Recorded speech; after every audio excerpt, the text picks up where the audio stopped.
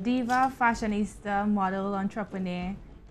Sonja Pollonais is no stranger to Trinidad and Tobago's fashion industry. She was crowned Miss Plus Size Caribbean Universe in 2012 and since then has been working assiduously to inspire and empower full-figured women across the region.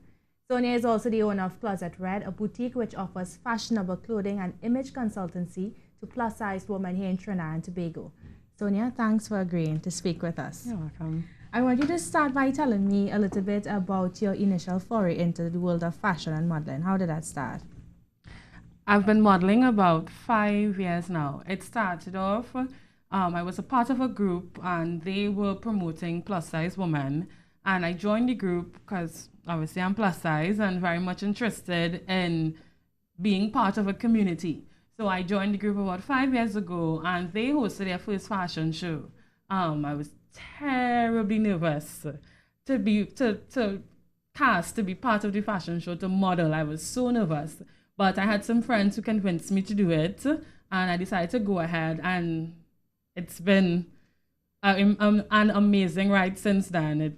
Since that one initial event, I have just been able to do so much more, participating in events that are not just plus size only, but a mix of plus and regular models, fashion shows in San Fernando, in Port of Spain. So I've been able to do a lot of fashion shows in Trinidad and Tobago in terms of my modeling career. I've also been able to travel a lot. So I've modeled in Suriname, Barbados, New York, Los Angeles. So I've been able to travel a lot doing plus size modeling. So it started off with one very tiny little show and has really blossomed into a full-on career. And what has your experience been like being a plus size model in the Caribbean? It's been very interesting. I have to say though that I've been fortunate enough to not have a ridiculously bad experience. However, my main reason for even being a plus size retailer did stem from a bad fashion experience. We would get casted for fashion shows and you would get there, they love you, they love your walk, they love your look, and there's nothing to fit you. So while selected, there's nothing to actually fit you, so you still don't end up, you're still not walking, you're still not on the runway, you're still not participating in the photo shoot. And after that being done to me a couple of times, I was like, I need to make a difference. I need to do something in the community that a woman as beautiful as she is and a fantastic model as she is, you're getting casted for a show, but you can't participate at the end of the day because there's nothing a designer has to fit you.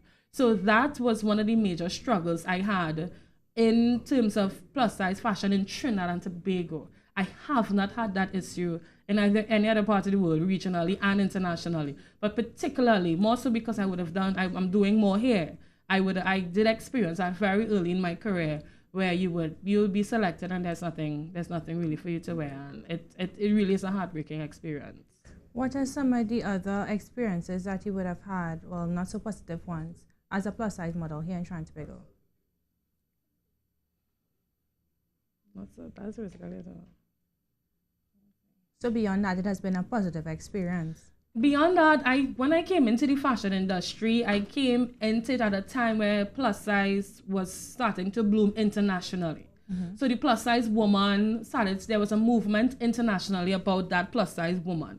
So I was really lucky enough to enter into the industry at a time where the awareness started to grow. The consciousness of a segment of women that exists beyond size 10 started to arise. People started to see plus size women. So I really came in at a time where there was interest in plus size models and plus size women. So I've been able to do quite a lot because at one point in time I really was the only plus size model who was doing a lot of stuff, because as interest peaked and people knew me, I would just get selected for jobs because I was kind of the only one people knew at a certain point in time. So I must say I didn't have a bad experience in terms of that, because awareness and consciousness started to grow, not just in Trinidad and Tobago, but internationally. But in my inception of being part of the industry, it was hard being plus size and being selected, and they don't like you or not being selected at all. I've had some of the biggest fashion houses in Trinidad select you to do a show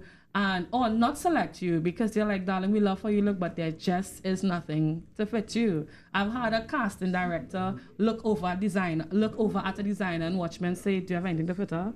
And the designer's like, no. and all right, we no longer need your services. So I've had that happen to me. But unfortunately, I guess where people were looking for plus size, I was fortunate enough to benefit that I was the person that they called upon. How did you respond to things like that, being called for a job and then when you get there, basically being told that you're no longer needed? It's heartbreaking. Those sort of experiences kind of tend to break your spirit. They try to break your spirit, and as well as your drive and your interest. So sometimes feel like you're pushing a big boulder up a hill. So you're trying and trying to perfect your craft, perfect your modeling skills. However, you're getting these oppositions. So it's for me at times it was really heartbreaking. And some of the things I would take personal, I thought the problem was me. I thought that the reason why they didn't select me because it was me, because it was too big, because I didn't fit the usual sample size. I thought the issue was me. So in the initial, and I specifically say in the initial, because that experience did not last for too long for me. In the initial onset of me participating within the fashion industry as a plus size model, it was a bit difficult to move over some hurdles. But then as I grew, I understood where I fitted and where I didn't fit. So the areas and the segments of the industry that wasn't for me, I was not concerned about it because it was just not for me. So I don't expect to be selected by certain designers because they just don't do my size of clothes. So there's nothing personal to take about it. There's no hard feelings. And you find where you fit. You find your community, you find your tribe, and I was lucky enough to find and people who find me that need my service and I work well for their brands. So I was pretty lucky. Okay, Closet Red seems to be focused on helping or providing a community where plus size women could feel comfortable to come and shop without being judged. Tell me a little bit about Closet Red and stuff like that. So Closet Red is a plus size boutique. We focus on sizes 12 to 26. We provide outfits for all occasions. I often say for a sports day to a gala. You could find something in Closet Red for any event that you have. Closet Red really started off as a great desire of mine to give plus size women fashionable, fun, and affordable clothing. Through our experience at Closet Red, we found that we are able to give plus size women even more than just clothing. We are able to give you friendship. We're able to give you love. We are able to give you a comfortable environment where you are free to try any piece of clothing and look any way you want to, and we love you and accept you just the way you are. You're not going to experience coming into Closet Red and be like, well, now we're not going to fit you, yeah? The usual shopping experience that plus size women feel in Trinidad and Tobago. You're not going to experience that at Closet Red. We're going to try our hardest. Even when we do you are a size that is not our usual size, we try our best to accommodate you some way. It's never an experience where you are treated derogatory or you are treated poorly because of who you are. We love who you are, we celebrate who you are, and we want you to enjoy being exactly who you are. So I'm proud to say we really provide a warm, comforting, loving environment for you to shop and buy clothing. Growing up, were you plagued with feelings of insecurity? And if yes, how did you overcome it? Definitely, as I've been plus size all my life, I can't remember not being plus size or whatever you would term it to be at certain ages.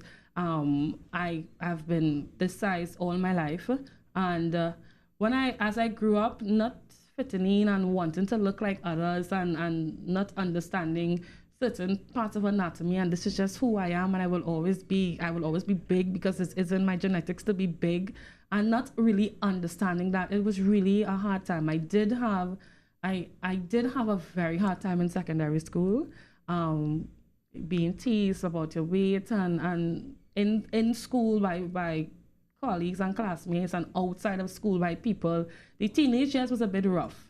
I must say I was really blessed to have somebody in my life who really anchored me and changed the picture for me. She really helped me to see that that I am truly beautiful, and what others say cannot determine who I am, and I determine who I am. So I was really lucky to have somebody who really invested in me those positive things. She really poured into me these positive things that helped to change my outlook of self and help to change how I feel about myself and how I love myself. And through that experience with her, I hope to be that person who can pour into other plus size women to change how they also look at themselves. So yes, I went through a lot of hard times when I was young. I battled self-esteem, battled body image issues, battled confidence, but there really was one person, my aunt. She really stood and fought with me, and she really helped me to see that I am beautiful, that forget what others say, I determine my life and I determine how I feel. And she was really the person who really stepped in and made sure that my purview of myself, my perspective of myself changed. Okay, what was the catalyst that inspired the change from an insecure teenage girl into a fully confident woman? I think eventually it clicked. Eventually all that she was saying, it clicked. I clicked and I realized that if I were to have a life, the life that I wanted, I needed to believe in myself. And whilst I was always very good with academics, I was never a genius, but I would work hard. So I enjoyed school, and I always worked hard towards school, but self-esteem and personal development wasn't one of my strongest things when I was younger. Obviously, you're battling to get to figure out who you are and what you're about. So having to do that experience, I did say I battled a lot when I was younger in terms of that. However, again, I will come back to my aunt. She kept pouring. She kept pouring the love and positivity until it clicked, until it made sense to me. You are the face of plus size women here in Trinidad and Tobago. Do you find that daunting at all? It can be at times. Every day I really put myself out as a representative, as a flag waver, that I stand with you, I stand for you, I stand up for plus size women. So it can be daunting at times because it means that that eyes are always on me. If I gain weight, they see it. If I lose weight, they see it. If I change my hair, they see it. If I do anything, it is seen. So sometimes it can be a bit stressful. I do understand the weight of what I carry, but I am also very honored that I have been chosen, and I would say chosen by the community through the love and support that continuously comes in. They really have chosen me to represent them and stand with them and before them. So whilst it can be daunting because it's people, and people choose to be negative before they are positive, I try not to focus on that. That's not where I choose to put my energy. I really choose to put my energy in the woman and the people and the community that stands and supports me, and really continuously keep it about love and positivity, because it's what I stand for and it's what I give. So yes, it comes and goes, but I am more than what others say. I am more than the negative things others may say, and I know that, so I am not very easily affected. Okay, very good. You're a well-known fashionista. Do you ever have off days? Of course. I every other day is an off day. I think maybe once or twice a week you would see me in office with a pair of glasses on, even though I don't wear glasses because I refuse to do makeup that day and I don't want to look nice. I want to just sit in my office and do work. So I always have bad days. However, sometimes I have to force myself. Sometimes I force myself to get up and get at it simply because I know people are looking at me, not for negative, but looking at me because they want to be inspired. So I always force myself to do it because I want somebody to see me somewhere and say, hey, if Sonja could do it, I could do it too. If Sonja could wear this, I could wear it too. If Sonja dressing up, I could do it too. And specifically a plus size woman. And I wanted to see that, and without me saying, I wanted to feel like, hey, this girl doing something. I could do something too. So I always try to show up. I always try to show up. Because I do understand my responsibility to the community. So I always try to show up. But I am but human. So I definitely have my off days where I want to look like a hermit and hide. But okay. I do have it. What has been the highlight of your career so far? Oh gosh, I have a lot of highlights. One of my two big, I'll stick to two. My two biggest highlights would be owning Closet Red. So Closet Red really has been a blessing to myself, to my family. We really, it's one of my best accomplishments would be Closet Red. That's on the side of an entrepreneur. And my personal side or my model side, it will be my international campaign that I just did with Monif C. That was a huge accomplishment because Monif C is like a ridiculously big designer in the US. And if you know anything about the plus size industry in the US, you know Monif C. She is really up there. So to be selected by her to model for her campaign, it was really a big deal on the personal and the model side of my life. So I have to say I had two really big peaks in my life so far, both career-wise and personal. Tell me a bit about the Monif C experience. How did that come to be? Well, interestingly enough, I have been aware of Monif's brand ever since I got involved in the plus size industry. So I've known her. And I did reach out to her a while ago to do business, not modeling, not anything of that end, because I do have a store and she's a designer. So I did reach out to her to do some business. And we became associates. And I saw her in an event and she's like, we need to talk business outside of business. Okay. We need to talk about modeling. And I was like, yeah. So with that now, her team emailed me and they said, okay, it literally happened like that though. I got the email asking to shoot with them a Tuesday. It was like a Tuesday, and by the evening the flight was booked. By the following Monday, I was out of the country. It happened that quickly. I was out of the country the Monday, I was back in the country the Friday. It was a quick, it was really quick. But when opportunities like that come, there's absolutely no that could possibly come out your mouth. You want me there, sure. What I need to get there. That's how it was in Monif. It wasn't a, well, no, hell no. It was a, you want me there, I am there. So it really was a really fantastic experience. More so modeling with models who are even huge and bigger than I am, who do big campaigns in the US. It was really nice seeing who they are. And you really kind of chalk up your skills to that to see, okay, am I really am I on par to these women? So it was really a good experience to work with such a big production and a big team outside of Trinidad. Okay, any plans to collaborate with them in the future? No plans as yet, but let's not rule out anything. Okay. What do you like most about being an entrepreneur? Freedom. I like my freedom. And being an entrepreneur gives me the opportunity to determine my time. I'm saying this, but it's not true because you work very hard.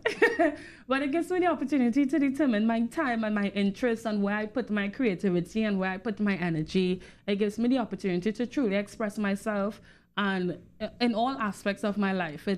It has given me a lot of blessings. But I think one of the major benefits, besides freedom, one of the major benefits of being an entrepreneur, my entrepreneurship journey has allowed me to bless my family.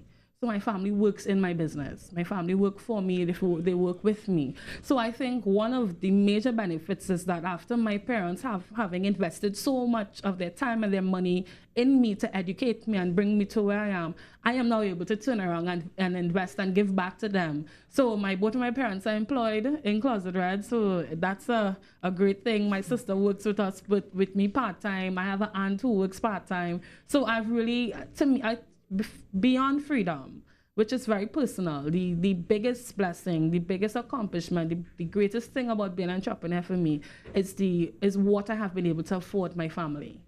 Is it difficult though working so closely with your family? Yes and no. Yes, because my father and I, we butt heads a lot. So at times it can be difficult with my father, but my mother is my best friend. Okay. I work the closest with my mother. She's my CFO. Our desks are literally next to each other. I see her every day for 12 to 14 hours a day. Once she is there, once I am there, she's there. So my mother is my best friend, my confidant, my business partner. My mother she is really one of the firing and the great forces behind Closet Red. So and we get along really well. Thankfully, we get along really well. My mom hip and young and things to her. So we get along really, really well. So it's not difficult at times, but people are people and family is family, and how things go at times. But I have to say, I haven't been having a hard experience with them. They trust me. They have seen that once I commit to things that I follow through. So there's little questioning. Even though when I did get into the business, my father was very much against it. I was in the business full time 3-4 months and he was still against it. But he has turned over, clearly, because he's working for me now. So he sings a different tune now. But when I started to get into the business and I made the decision to do the business full time, my father was kicking and screaming. He wanted no part. But I didn't, while I was upset, I didn't hold it against him for long because I do understand where he comes from. We come from the traditional Trinidadian family where you want your child to get a stable job and hold on to it forever. Mm-hmm. And I am a millennial. I want to create my own future. I want to create my own life experiences. So we did clash in terms of that. However, he has changed his tongue completely, and he is very much present and very much involved, and sometimes too involved because he stresses me out. But he supports 100%. What's next for Sonja and what's next for Closet Red? Well, what's next? Next for Closet Red is Curvy Cruise. So we are having our first party type event. Normally we do a fashion show yearly. Last year our fashion show last year was pretty huge. But I decided creatively to walk away from the fashion show and allow myself to really be inspired by other things so that when I do produce the fashion show again, it's even greater, it's even better.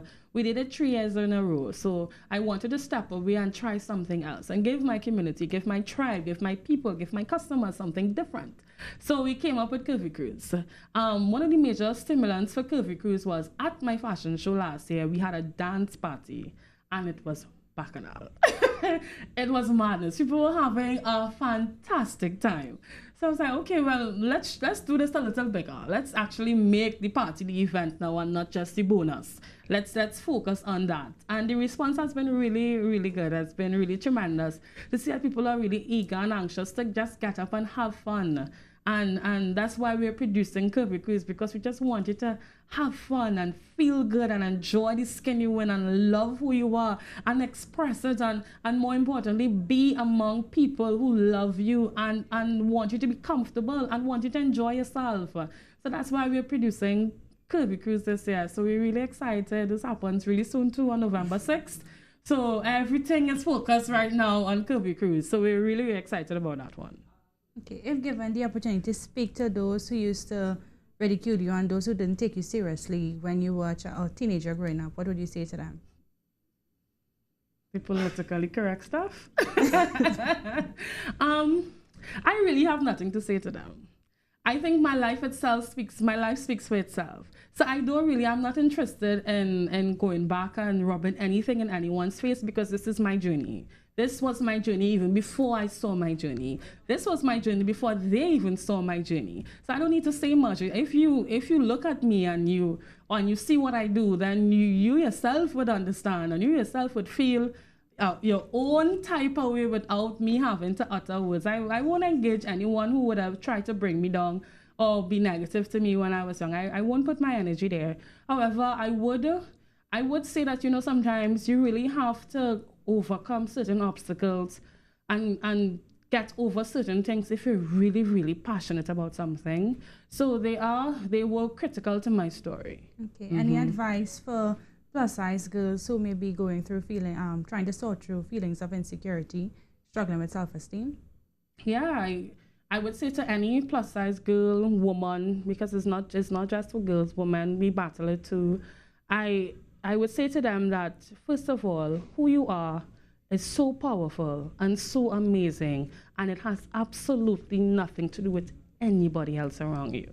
It is a decision that you make. It is a decision that you make daily to get up and feel beautiful and look beautiful and to believe in yourself. And if they could just simply make that decision daily, make that decision minute by minute to love themselves exactly who they are, they would see their entire world change. They would see how people treat them, how people respond to them completely change, because now you have changed the energy flowing around you. Once you have changed that to something being positive and believing in yourself, then they will only follow suit. I'm saying that because it's what I live. I live a life where I choose to be beautiful and confident. I'm not waiting for somebody to tell me that. I'm not waiting for somebody to reinforce that. I already know that. And because it's something that I put out there, people respond to it. People respond to it because they see it. I would say particularly to the girls, it will get better. That who you are right now and who are around you right now will not be around you forever. And that the friends and even the family that are speaking negativity into your life will not exist in your life forever. It will get better. Once you change environments and change spaces, you would see that your whole entire life changes, but you have to be an active participant in changing your life to something positive. It's not just gonna happen.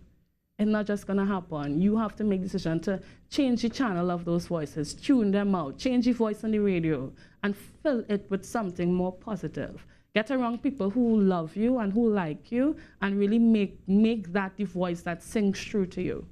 All right, Sonja, thanks so much for coming in, and thanks for sharing your story with us. You're welcome.